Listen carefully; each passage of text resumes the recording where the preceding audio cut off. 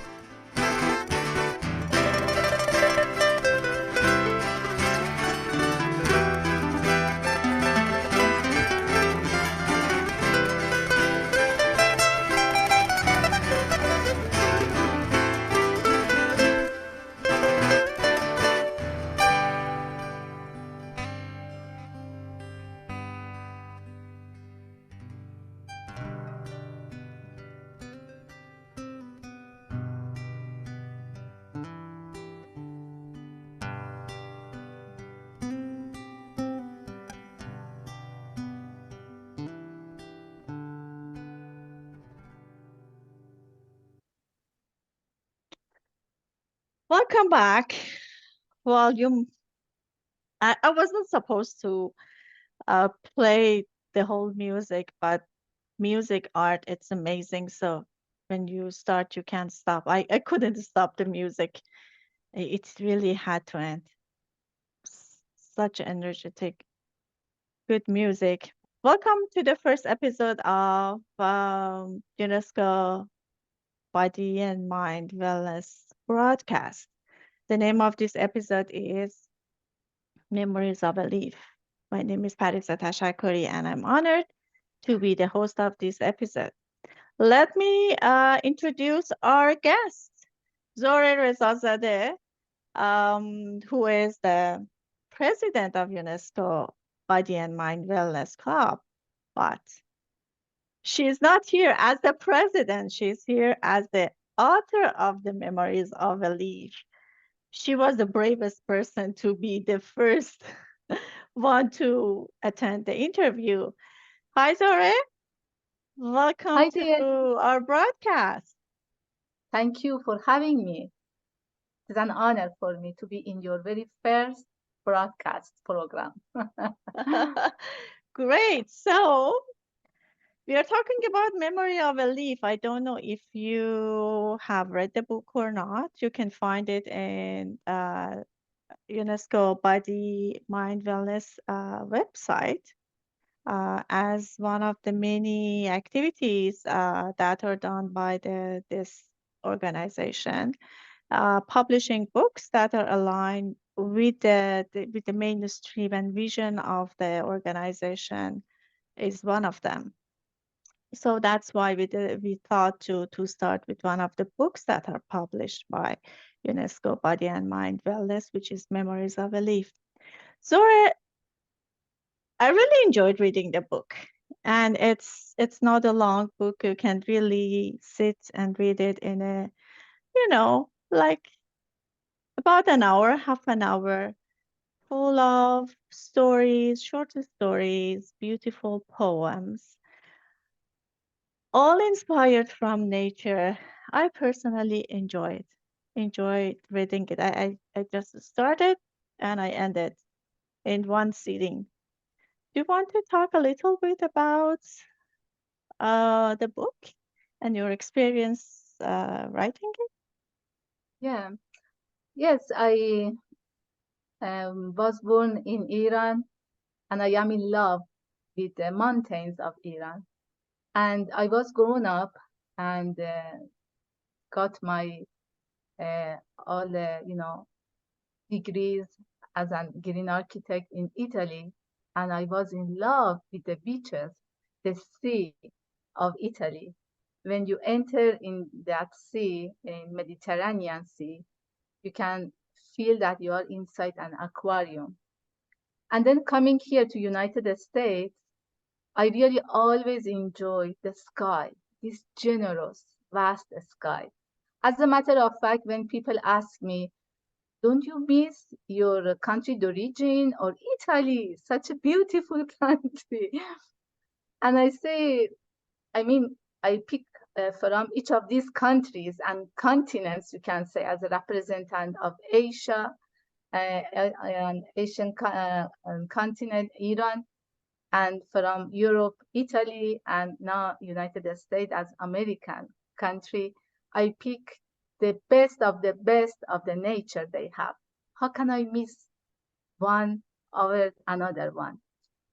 Um, that is amazing how you can feel that transformation with your physical and emotional feelings. It's like a metamorphosis, really, that you want to experiment. I felt most of the time like a 10 years old girl that is playing on the playground and find so many beautiful objects. Can be that curiosity for a small stone or a grass or a leaf, that majestic trunk of a tree or the sky, birds, everything. And that is really something that give you that very deep joy and gratitude of your existence that you would like to share with others, no matter which language you talk and how good you are in conveying your feelings. I just wanted to share with others all these beautiful experiences. And I tell you something, when I was in Iran, and I used to take people to, going mountain climbing. It was more than hiking. Sometimes with my friend, we took about 80, 85 people on top of the peak of the mountain. And every time that was an issue, the first person pointing her finger against me and cursed me was my mother. Because I had this habit that when I enjoy something, I wanted to bring everyone with me. Everyone wasn't appropriate because some were very small children and some were very elderly people and not equipped with the right shoes or maybe, all the tools for hiking. But I never thought about that. I was only thinking about sharing that beauty. And that is very interesting how the most close person to me, my mother, that I love her, and she was the most protester and pointing finger against me. Yeah, mothers tend to be very much worried about the safety of you and people around you more than, yeah, I'm a mother. I know that. That's not unusual for moms. And Yeah. Zora, you reflected this joy and this connection with nature in a really beautiful way in your book through the short stories, through the poems. Like, you have a short story about your experience with a tree, wisdom of a tree. So it's just you told that how a tree help you overcome, become witness, uh, in a such a nice way. I don't know if time allows or not, but Stories are not long. I would love if you would read like this story for Yeah, us. Will you? absolutely. Yes, Will you read? Will you read it for us? sure, sure. I didn't know that I can communicate with trees, that they can talk to us, believe me. But in those desperate situations, when you listen because you are at the bottom of your existence, or when you are so elevated, after a good meditation, you can talk, you can listen, and you can learn a lot from trees, birds. As a matter of fact, this small book is a sort of a different small beads or pearls, if you want to call them, to create a string of necklace that have different aspects, but at the core of all of them is that connection, that um, feeling to be united. And that is Hmm. amazing how a tree can help you, or a crow, as in this book.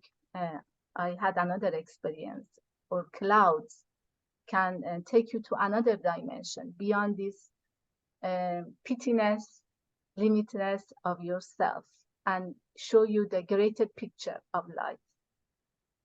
I would like to, yes, share with you, thank you, this wisdom from a tree. I was pretty upset when I came out of the office.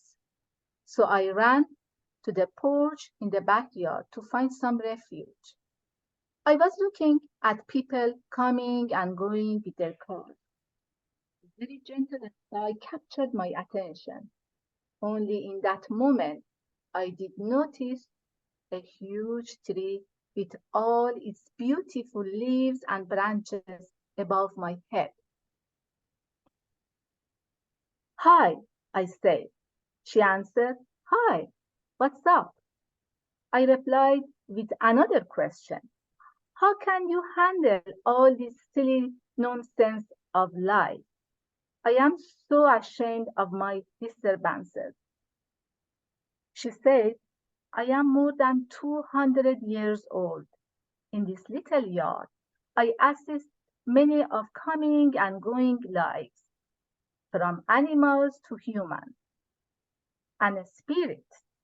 I have learned to watch them. You have to know that in this yard, so many people were in love and have kissed each other lying on my trunk. So many fights I have seen with my senses, and I have learned over the years not to keep them inside. Every emotion, the nice or ugly ones, can kill you inside, or can teach you something for a better life. I decided to live and not to perish. So, with each occasion, I express myself with a new branch on my body. In order to do that, I had to go deeper within my roots to provide nourishment, the sap, and become strong enough to hold together all that is around me. I continued amused. So, how can you recognize the bad emotions from the good ones? There are no bad or good ones, she answered. Together, they create this dignified and majestic body of mine. Bad or good are blended together to make my trunk, my life, and all the people who contributed to that inside.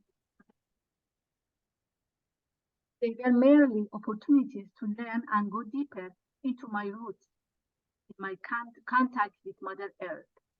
Now, I am here to share my story to you, only because you asked me. I can give you all kinds of answers because I learned to be available and generous. But you have to make your own experience. Don't be afraid or frustrated. Those are the other names of death. Reach for life and make everything good for your growth. Go home inside you, always. Go home. Wow. Yeah, I love that. I love that. It's just how we can connect to inside, just looking and looking and seeing the nature, like the tree in your example, and how it is just advising you to be witness, like trees are, right? That Right. they stand for decades over and over, and they're just there. And they are really very generous. They are They very are. pure and innocent. So in those special moments, um, we can feel them through our nerves, cells in the core of our being. And so we can learn a lot, if we really want to listen, don't perish, but learn and live. Yeah, learn and connect to what connects all of us together. You had a really nice analogy before you start reading the story, that the necklace and the beads. I really like that. So if we're all beads around the same thread, a necklace, but it's just one necklace that we're all on it. The sky, the tree, me, you, everyone. Wow. And nature definitely inspired you on every single page of the book, and many other arts and literature, creations. So, what do you say about this, about the connection between nature and art and the poem? Because poem, this is all coming from inside you, right? Just it's 100% creation, but you get it from nature. You got it from a conversation with a tree. So what do you say about it, Zora? I feel that we have everything built up inside us and beautifully made. We have all kind of tools and resources. Just we have to maybe at the physical level put attention a little bit on our pain, on our emotions, sadness or happiness. Why I am happy? What is going on? And that heart beating, that smile of a child, bring it in. And with that, slowly you connect with your true self inside you. Some people call it ruh, some people call it a spirit, whatever name you want to give it, with yourself. In Mm-hmm. Iranian language, we have the best terminology, khoda, means self. And with that, when you know yourself relatively, not that you are able to know everything because it's not possible, and we are this beautiful, huge, complex being that even if you maybe know some chapter of this beautiful book called Zohreh Parisa X Epsilon, that is so joy giving and so amusing.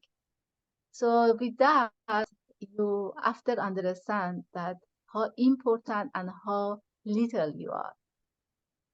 Like a net of the fisherman, no, I always see, feel humanity, like those knots of that net, that if some of us perish or is wounded or for some reason disturbed, it's like this knot goes down and pull all the net down.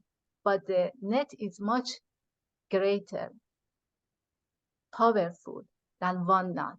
And at the end, all together can bring that knot to the surface of the water and be able to catch the food of that day. So it's very important that we look at ourselves not as such a huge ego container that I know everything. I can do everything. It's good to have a good discipline, good will, but also that sort of, kindness, love toward ourselves to feel also, accept also our weaknesses, our limited ability in understanding and even sharing things in those special difficult moments. Sit back and listen inside. Connect with yourselves, all the rest. Human beings around you, trees, nature, and in that way you can connect and come up and find again that net of the life that is waiting for you, that is so nourishing. I don't know if I could express myself. I am sorry. Sometimes I go Well, if you ask me, metaphoric. you are reciting poems. Yeah, Again, you just, yeah, that was nice. Yeah. Just the connection through establishing that connection to our truth, of heart. inside with the nature. It's just all examples you said. Everyone has a way to create that connection, but as soon as we can do that, um, everything will change. Yeah.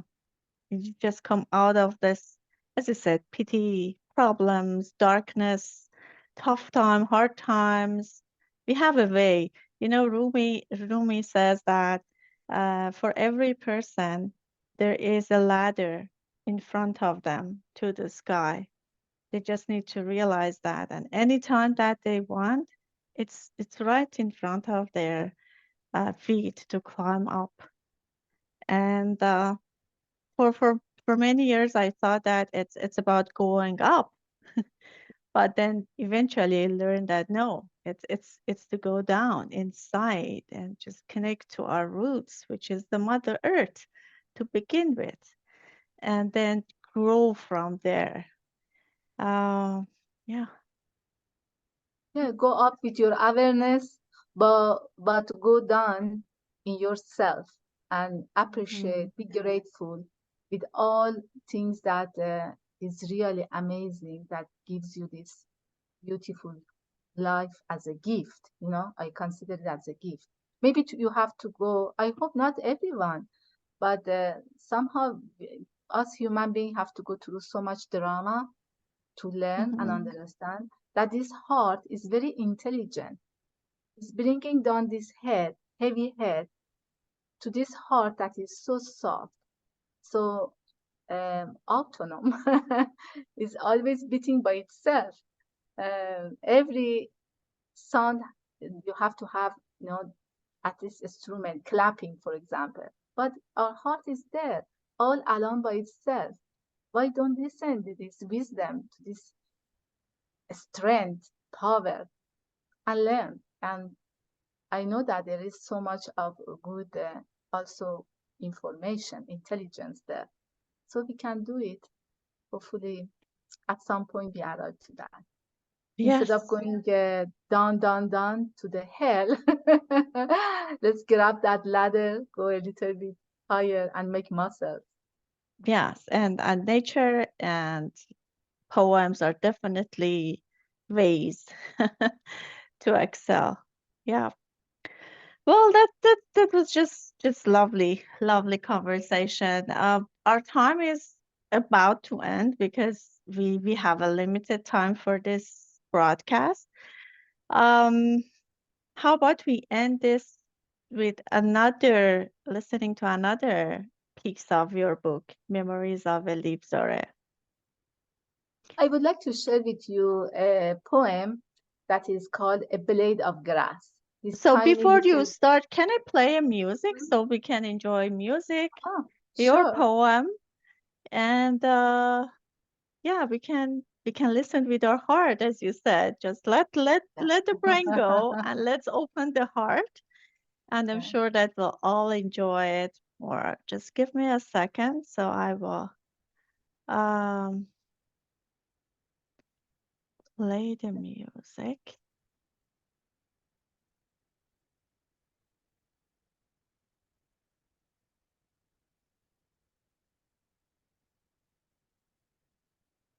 Sorry, give it.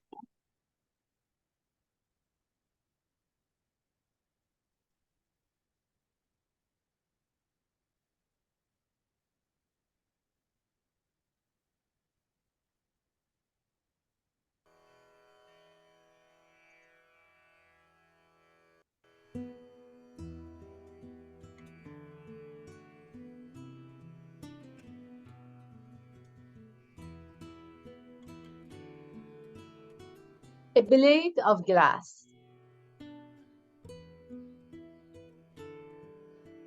I put my mind at your feet. I put my heart at your feet.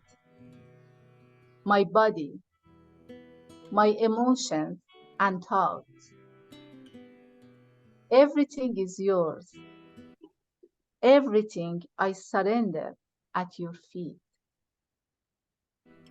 Now, O Mother Earth, can I be a blade of grass, simple and dancing in tune with the wind, humble and rooted in you, happy and looking up into the sun, a simple blade of grass at your feet.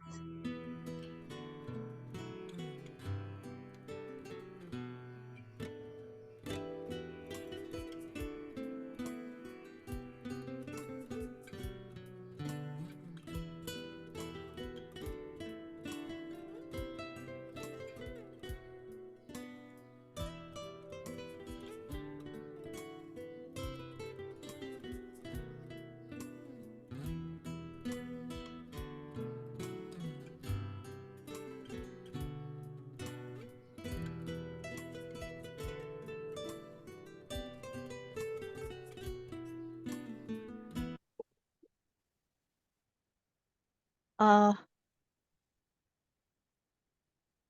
Zohreh, we don't have your video. I had to Yes, stop. I had to stop music, but I really wanted to stay in that connection in that moment. Unfortunately, time doesn't allow us to, make it longer. Very, very appreciate uh, the book, the poem, the time, and the talk. I'm sure that everyone else had the same experience. Thanks again for joining us. Thanks everyone for being with us for this broadcast. At the end, I want to ask you to share your input with us, your feedback. This was the first episode. UNESCO Body and Mind Wellness is looking to have more broadcasts and talk with different individuals, talk about art, about crafts, about peace, about music. Let us know what you think about this episode, and we'll look forward to hear your feedback. Dore, do you want to say something? I just want to thank you for this great opportunity. That was fantastic. Thank you. Thank you very much. Okay.